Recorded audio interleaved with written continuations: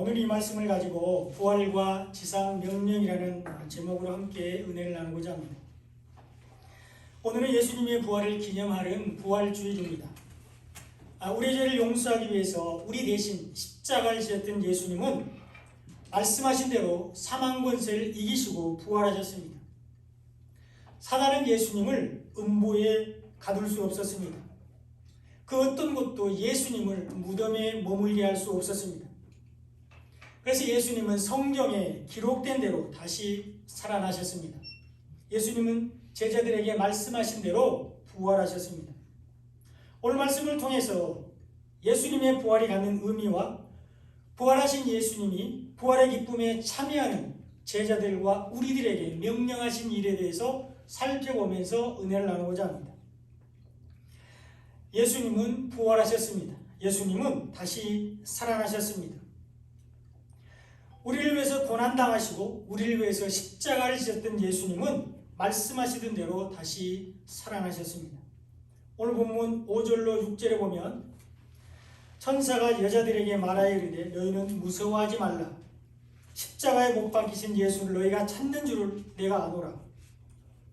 그가 여기 계시지 않고 그가 말씀하시던 대로 살아나셨느니라. 와서 그가 누우셨던 것을 보라. 이렇게 기록되어 있습니다. 예수님은 말씀하시던 대로 다시 살아나셨습니다. 예수님은 말씀하시던 대로 다시 부활하셨습니다. 예수님은 공생의 기간 동안에 제자들에게 자신이 십자가에서 죽고 살아나실 것을 3번씩이나 말씀하셨습니다. 근데 그때마다 제자들은 그 말씀을 이해하지 못했고요. 심지어 베드로는 그렇게 하시면 안 됩니다. 이렇게 말했다가 사탄이라고 책망을 받기도 했습니다. 죽었다가 다시 살아나는 것이 거듭남인데 사람들은 그것을 이해하지 못했습니다. 그래서 메시아를 신실하게 기다리고 있던 이스라엘의 선생이었던 니고데모도 사람이 거듭나지 않으면 하나님의 나라를 볼 수 없다는 예수님의 말씀을 이해하지 못했습니다. 그래서 아니 사람이 어떻게 2번째 모태에 들어갔다가 나올 수 있겠습니까? 이렇게 질문을 했습니다. 우리가 지금은 믿음을 가지고 있고 또 기록된 하나님의 말씀인 성경을 가지고 있고요. 또 우리 안에 계신 성령께서 하나님의 말씀을 깨닫게 해주기 때문에 깨달아 알기 때문에 우리는 니고데모의 질문이 잘못되었다는 것을 압니다. 그래서 우리는 아니 니고데모는 왜 저렇게 어리석은 질문을 했을까?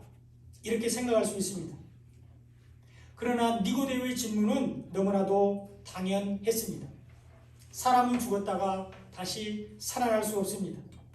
인간은 스스로 거듭날 수가 없습니다. 오직 하나님이신 예수님만이 죽었다가 살아나실 수가 있습니다. 그러므로 예수님이 부활하셨다는 것은 예수님이 바로 하나님의 아들이라는 증거가 됩니다. 그리고 예수님이 부활하셨다는 결정적인 증거는 바로 빈 무덤입니다. 그래서 대제사장들과 종교 지도자들은 예수님의 무덤이 빈 무덤이 되지 않도록 빈 무덤이 되지 않게 하기 위해서 무덤 애를 썼습니다. 무덤 입구를 큰 돌로 막고요.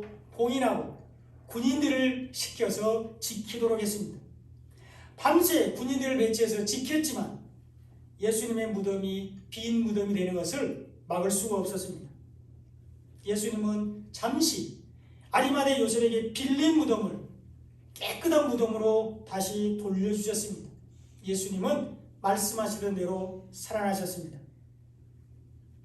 예수님은 제자들에게 자신이 십자가에서 죽고 부활하실 것을 3번씩이나 말씀하셨습니다.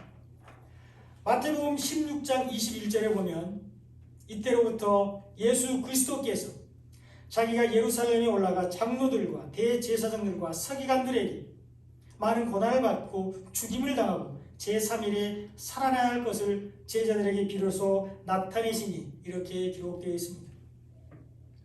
이것이 예수님께서 제자들에게 자신이 죽으시고 부활하실 것을 처음으로 알리신 말씀입니다.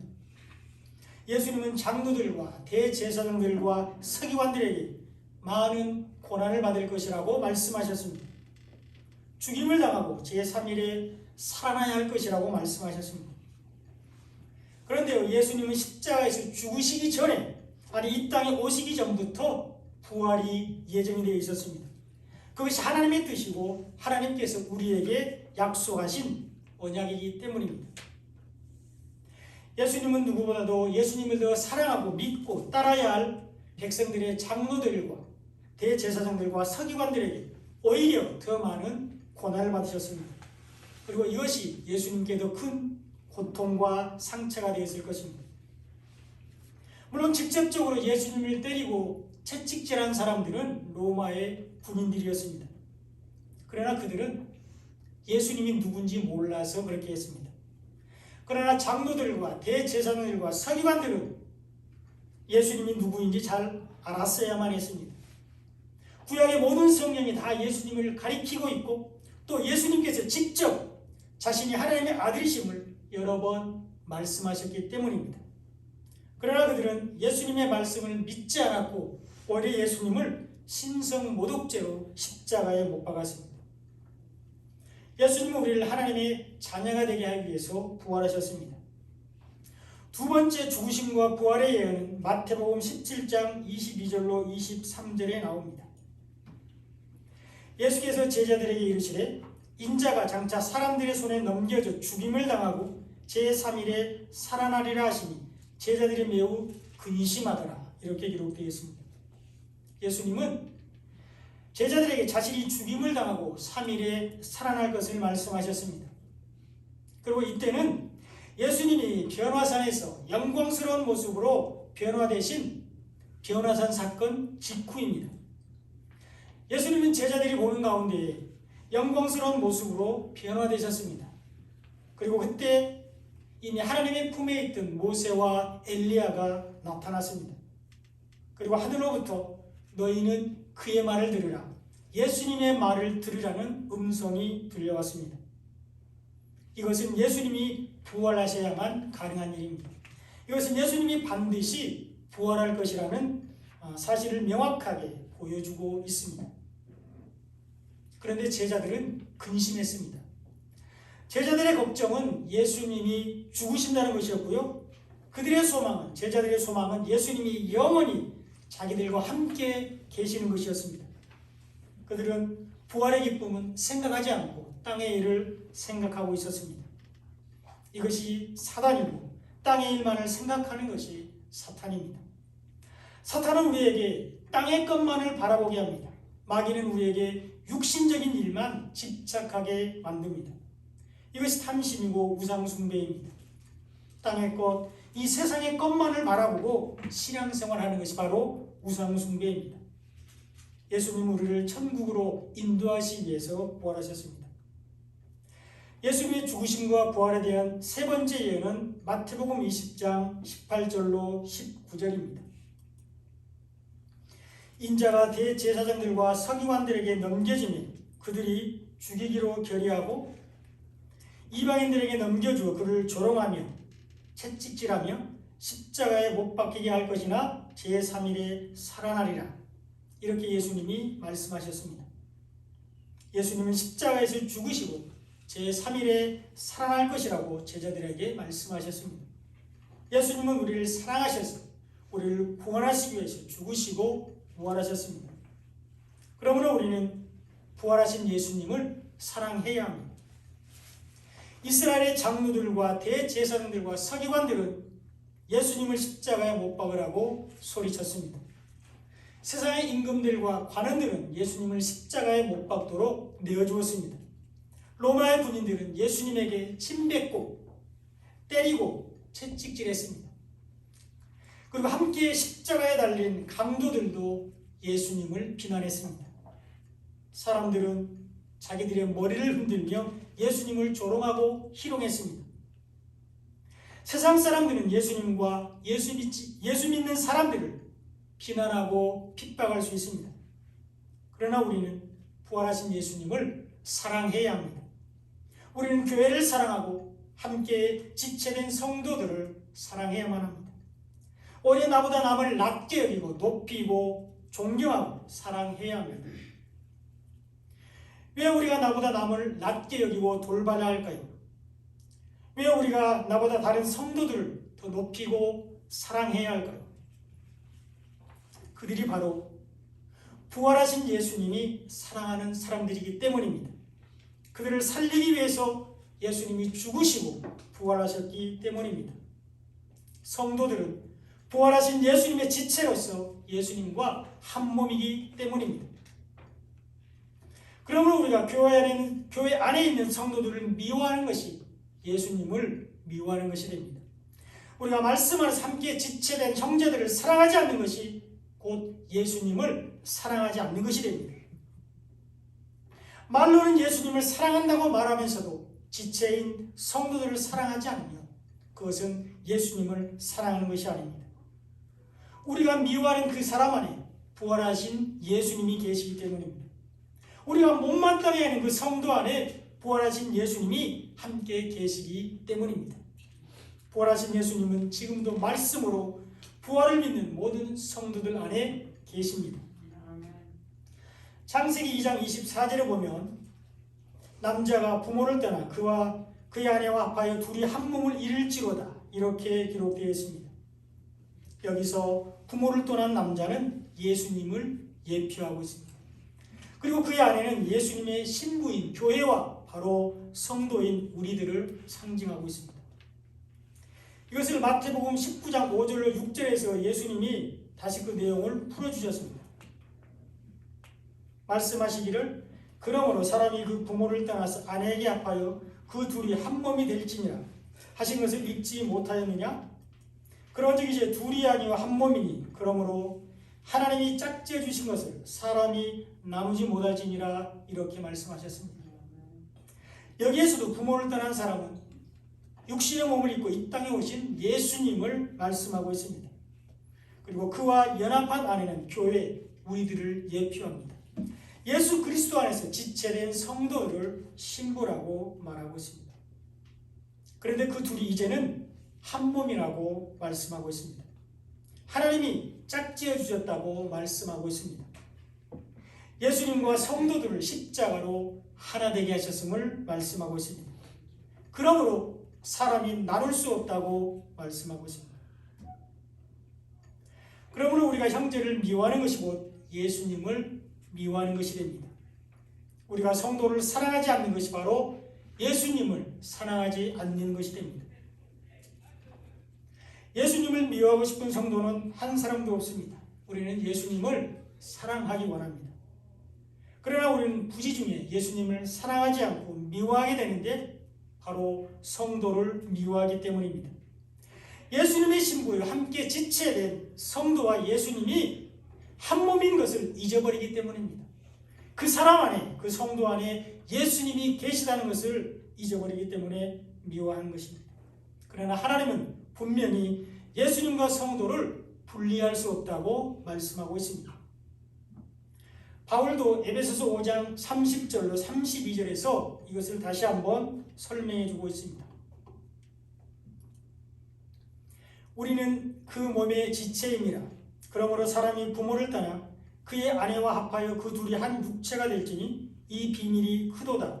나는 그리스도와 교회에 대해 말하노라. 이렇게 말하고 있습니다.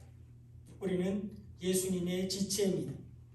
부활하신 예수님을 믿는 우리가 예수님의 지체입니다. 예수님이 하나님을 떠나서 지체인 우리를 아내로 맞이하여 한 육체가 되었습니다. 예수님과 교회가 하나가 되었습니다. 예수님과 교회인 우리가 한 몸이 되었습니다.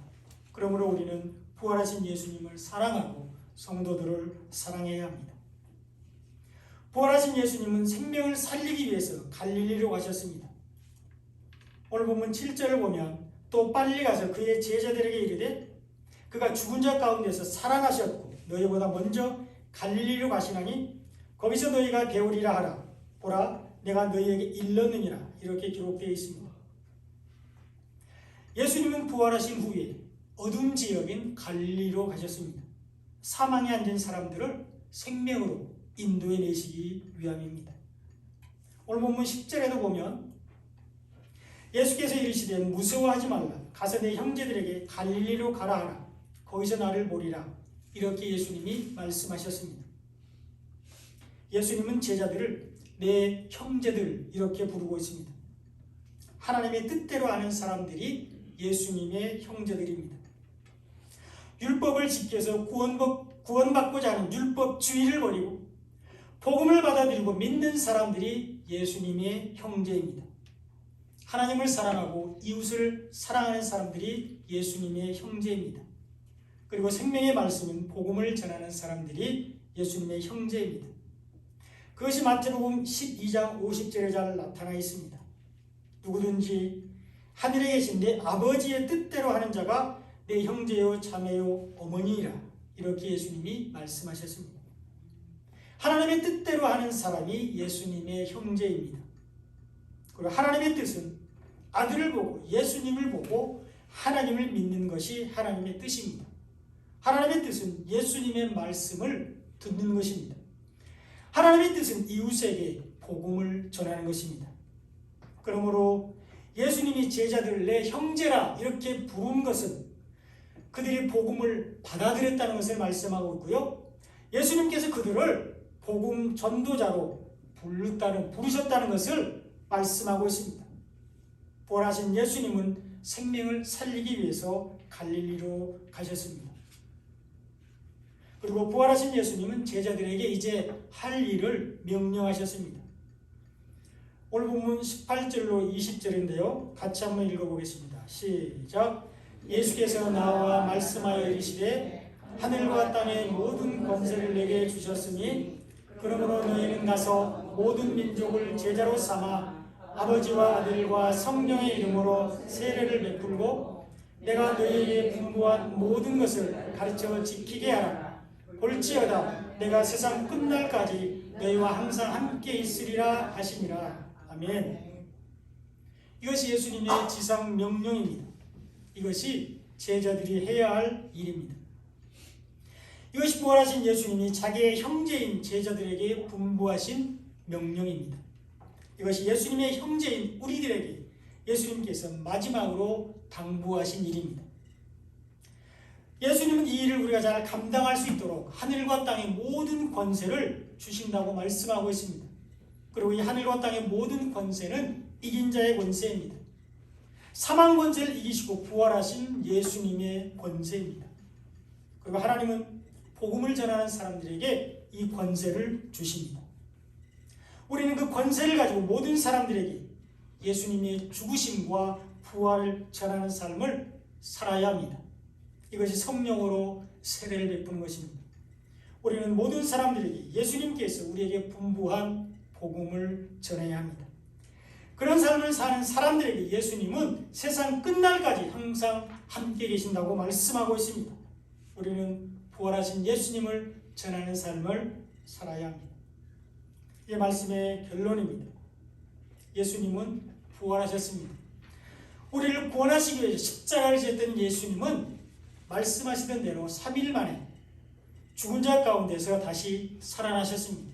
예수님은 사망 권세를 이기시고 부활하셨습니다.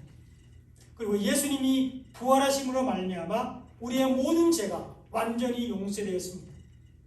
예수님이 부활하심으로 말미암아 우리의 구원이 온전히 이루어졌습니다. 예수님이 부활하심으로 말미암아 이제 우리 안에 성령님이 계십니다. 예수님이 부활하심으로 우리도 부활하게 됩니다. 그러므로 우리는 부활하신 예수님을 사랑해야 합니다. 예수님 안에서 함께 지체된 성도들을 사랑하는 것이 예수님을 사랑하는 것입니다. 우리가 언제나 말씀 안에서 예수님과 동행하는 것이 예수님을 사랑하는 것입니다. 그리고 생명의 말씀인 복음을 전하는 것이 예수님을 사랑하는 것입니다. 사랑하는 여러분, 예수님은 부활하셨습니다. 이 부활의 기쁨이 매일의 삶 가운데서 넘쳐나시기를 바랍니다. 예수님은 부활하셨습니다. 이 부활의 기쁨을 다른 사람들에게 전하는 삶을 사시기 바랍니다. 부활의 주님이 세상 끝날까지 함께 하시는 축복을 받아 누리시기를 간절히 축원드립니다.